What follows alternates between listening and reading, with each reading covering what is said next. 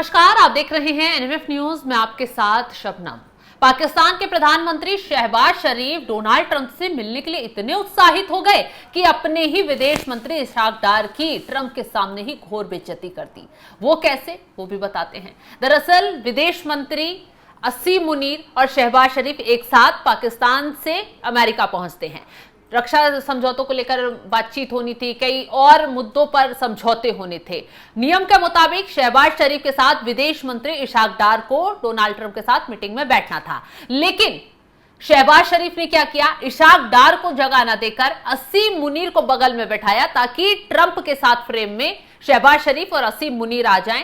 ऐसे में अपने मंत्री को वहां से हटा दिया गया, यानी कि शहबाज शरीफ ने खुद ही अपने मंत्री की विदेशी मंच पर ट्रंप के सामने घोर बेइज्जती की। इसी पर चर्चा करेंगे। चर्चा के लिए हमारे साथ मेरे सहयोगी हैं अभिषेक, जिस तरीके से शहबाज शरीफ असीम मुनीर पहुंचते हैं ट्रंप के पास, लेकिन असीम मुनीर की जगह विदेश मंत्री को बैठना चाहिए था, प्रोटोकॉल कहता है, लेकिन असीम मुनीर को जगह दी गई, इशहाक डार को बाहर कर दिया गया, ऐसा क्यों? देखिए, शहबाज शरीफ ने असीम मुनीर को कुर्सी नहीं दी है, बल्कि अपनी कुर्सी बचाई है। हाँ। पाकिस्तान में सत्ता का क्या हश्र है, क्या हाल है, किसके हाथ में है, कौन चला रहा है, इस बात को बताने की जरूरत शायद नहीं है, क्योंकि शहबाज शरीफ तो अब यूएन में जो बैठक हुई UNGA की, उसके बहाने के दौरान आए थे, लेकिन असीम मुनीर का तीसरा दौरा अमेरिका का था। देखिए, व्हाइट हाउस का जो प्रोटोकॉल है वो ये कहता है कि प्रधानमंत्री के बाद कौन विदेश मंत्री।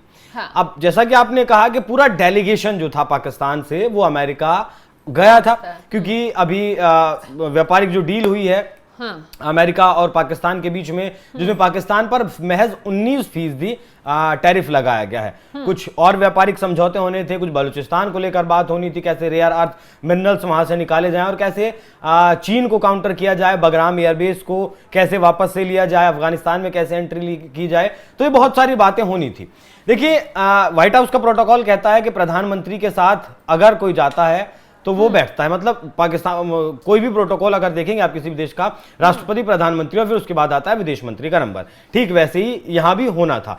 अब अगर इशहाक डार को वो लेकर जाते शहबाज शरीफ, तो उन्हें अपने बगल में कैसे बिठाना पड़ता, इशहाक डार को। अब इशहाक डार अगर उनके बगल में बैठते तो असीम मुनीर बगल में नहीं बैठ पाते, असीम मुनीर अगर बगल में नहीं बैठ पाते तो शायद पाकिस्तान में जाकर शहबाज शरीफ को कुर्सी नहीं मिल पाती, और जो उनकी कुर्सी थी, शहबाज शरीफ और इशहाक डार दोनों की जो कुर्सी थी वो खतरे में पड़ सकती थी। क्योंकि इससे पहले भी हमने दोहा में जब ये 50-60 मुस्लिम देश मिले थे, तब भी जैसे ही असीम मुनीर आते हैं तो वो वीडियो भी काफी वायरल हुआ था, वहां से वो उठ जाते हैं, आपका जो इशहाक डार है वो उठ जाते हैं और असीम मुनीर को जगह देते हैं। हालांकि इशहाक डार उप प्रधानमंत्री भी पाकिस्तान की कैबिनेट में है, मंत्री भी हैं, कई बार मंत्री रहे और बहुत सीनियर नेताओं में, वो पाकिस्तान के सीनियर नेताओं में आते हैं। लेकिन आजकल जिस तरीके से अमेरिका का हाथ असीम मुनीर के ऊपर है, क्योंकि ट्रंप जानते हैं कि पाकिस्तान में सत्ता कौन चला रहा है, किससे असल में बात करनी होगी, क्योंकि प्रधानमंत्री तो वहां सरकार चला नहीं रहे।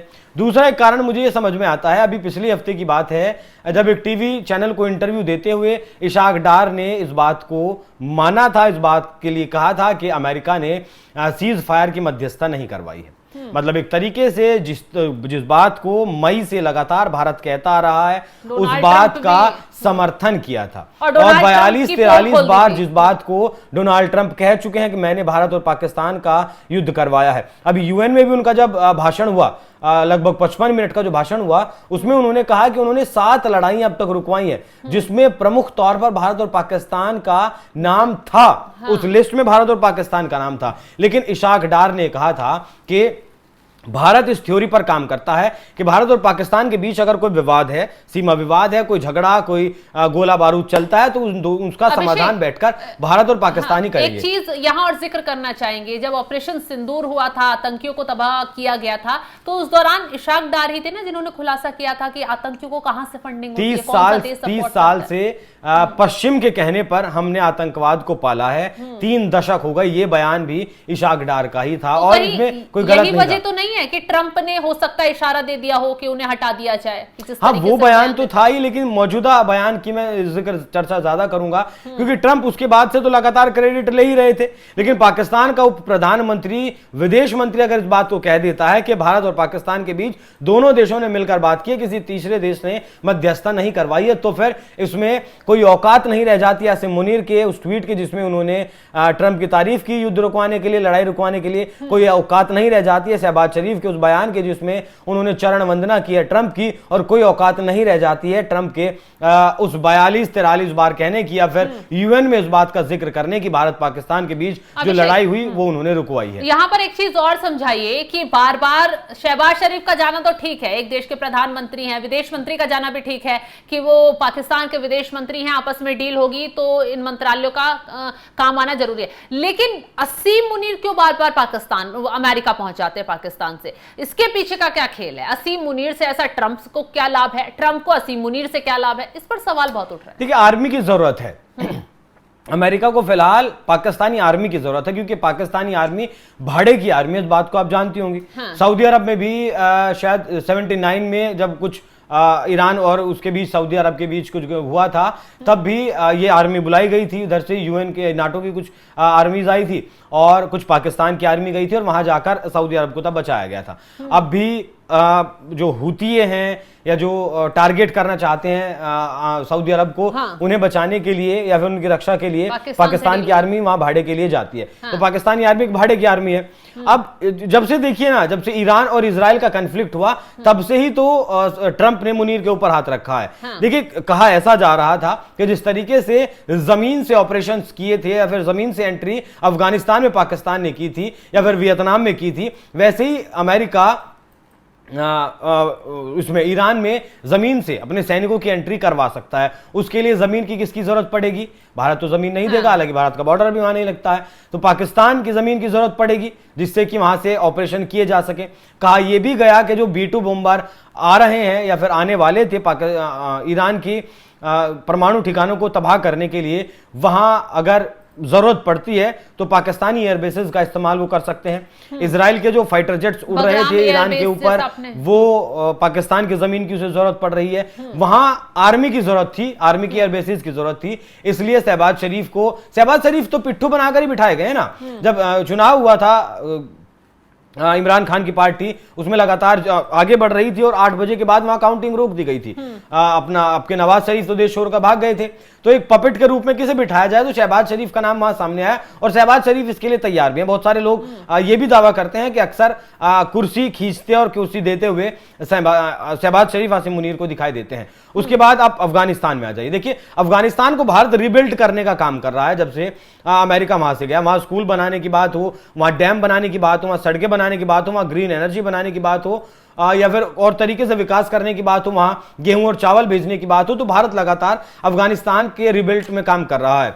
और कहां से कर रहा है? भारत ईरान के चाबहार पोर्ट से लगातार अफगानिस्तान में काम कर रहा था। तो जो छूट दी गई थी चाबहार पोर्ट को, वो भी अमेरिका के द्वारा बंद कर दी गई पूरी तरीके से। और अब उसे बगराम का जो एयरबेस है, जिसे पूरी तरह से बनाया है, मतलब एक तरीके उसका विकास किया है अमेरिका ने, वो बगराम एयरबेस एक बार फिर से उसे दक्षिण एशिया को काउंटर करने के लिए चाहिए। दक्षिण एशिया में कौन आता है? नेपाल आता है, माफ कीजिएगा, बांग्लादेश आता है, भारत आता है, पाकिस्तान आता है, अफगानिस्तान आता है। ये चारों देशों को फिर से काउंटर करने के लिए, नजर रखने के लिए एक बार फिर से बगराम एयरबेस की जरूरत है। या फिर बगराम एयरबेस से ईरान को वो काउंटर करना चाहता है एक बार से। क्या उसके पास कुछ खुफिया इनपुट है कि ईरान फिर से अपना परमाणु कार्यक्रम चला रहा है? तो बहुत सारी चीजें हैं जिसके लिए उसे आर्मी की जरूरत थी, और आर्मी की जरूरत थी उसके लिए शहबाज, माफ कीजिएगा, इससे आसिम मुनीर से बेहतर कोई मोहरा नहीं हो सकता था। इसीलिए एक तस्वीर इस दौरान और दिलचस्प देखने के लिए मिली है।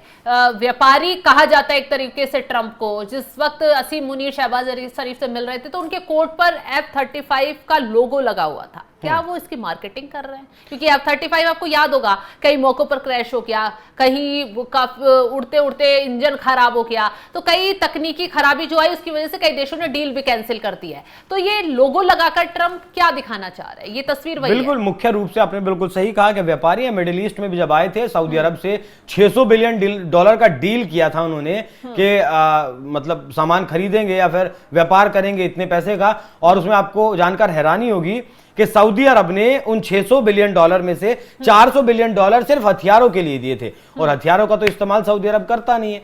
करता है जब उनके यहाँ कोई राष्ट्राध्यक्ष किसी देश का आता है तो उसे सम्मान देने के लिए 2 F-35 उसके प्लेन के इधर लेफ्ट में 2 राइट में उड़ा देता है, सम्मान देता है। इससे अलावा फाइटर जेट्स का या फिर हथियारों का सऊदी अरब बहुत ज्यादा कुछ करता नहीं है। मिडिल ईस्ट के बहुत सारे देशों को इस तरीके से हथियार बेच कर गए हैं। F-35 वो केरल में हमारे यहाँ जो 40 दिन खड़ा रहकर गया, वही F-35 था ना शायद शबनम, जिसकी आप बात कर रही हैं। 3-4 बार टीमें भी वहां से आई हैं। एक बार तो 300 लोगों का डेलीगेशन, 300 इंजीनियर्स की टीम यहां पर आई थी, लेकिन उसे लेकर जा नहीं पाई थी। बाद में तो यहां तक की नौबत आई, बातें आई कि इसे अब काट कर और एक कार्गो में भरकर वापस से लेकर जाया जाएगा। हालांकि उसकी किस्मत ठीक थी, वो ठीक हो गया, फिर वापस से उड़कर चला गया। इस बारे में हमने जानकारी भी दी थी F-35 के बारे में, किस तरीके से लगभग 18 F-35 अब तक क्रैश हो चुके हैं, दुर्घटना का शिकार हो चुके हैं।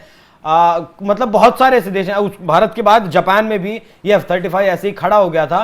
तो F-35 बहुत महंगा फाइटर जेट है, 2000 करोड़ की लगभग कीमत आती है, और इसे 1 घंटा उड़ाने का ही खर्चा लगभग 2 करोड़ रुपए आ जाता है। एलन मस्क जैसा व्यापारी इसे कबाड़ बता चुका है, लेकिन जितना पैसा लगा दिया F-35 में, वो पैसा तो वसूल करना ही है, इसीलिए ये ब्रांडिंग दूसरे देशों के साथ लगातार वो कर रहे हैं। बिल्कुल अभिषेक, तो जिस तरीके से अब डोनाल्ड ट्रंप ब्रांडिंग में F-35 की छूट गए हैं, अब तुर्की पर भी दबाव बना रहे हैं, उसके साथ ये रक्षा समझौता करे, डील कर ले, F-35 खरीदे रूस से, उसका S-400 ना खरीदे। ट्रंप लगातार दबाव बनाते हुए नजर आ रहे हैं। तो दूसरी तरफ शहबाज शरीफ, असीम मुनीर अमेरिका पहुंचे, ट्रंप से मुलाकात करते हैं, लेकिन शहबाज शरीफ के साथ जो मेन किरदार गए थे इशाक डार, उनको इस बैठक से दरकिनार कर दिया जाता है, उनकी खुले में बेइज्जती कर दी जाती है। और इस तस्वीर की तमाम देशों में चर्चा भी हो रही है, और पाकिस्तान में खुद खिल्लियां उड़ाई जा रही है कि देखिए कैसे पाकिस्तान के हुक्मरान ट्रंप के साथ अपने फायदे के लिए किसी भी नेता